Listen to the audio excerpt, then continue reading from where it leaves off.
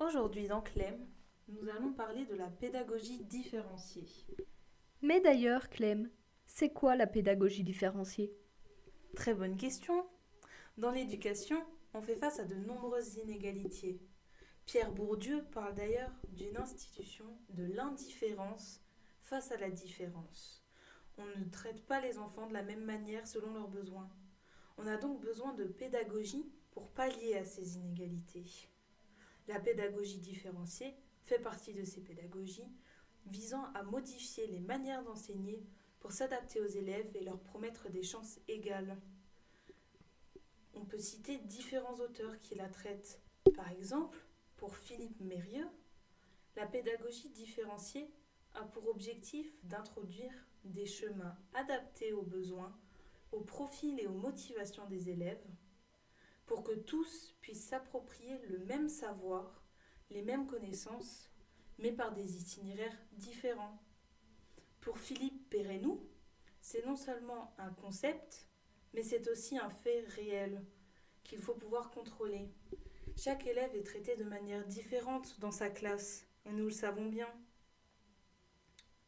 On peut voir deux concepts de la pédagogie différenciée.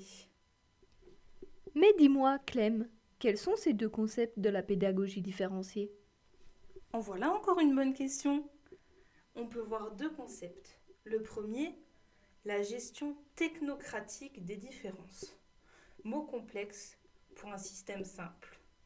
On étudie la nature de l'individu, on peut aussi en dire qu'on en fait une sorte de diagnostic qui permet de définir ses besoins et donc d'adapter par la suite ses manières d'enseignement pour arriver au mieux.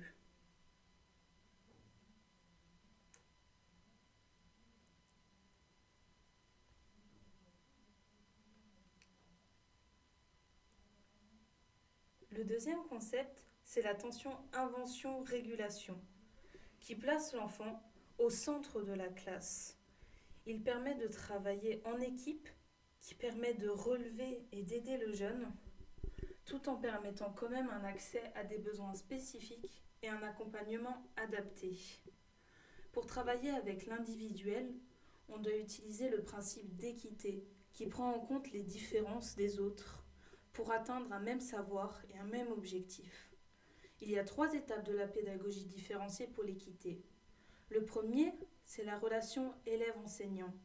Une bonne relation favorise un apprentissage et donc un meilleur savoir pour tous.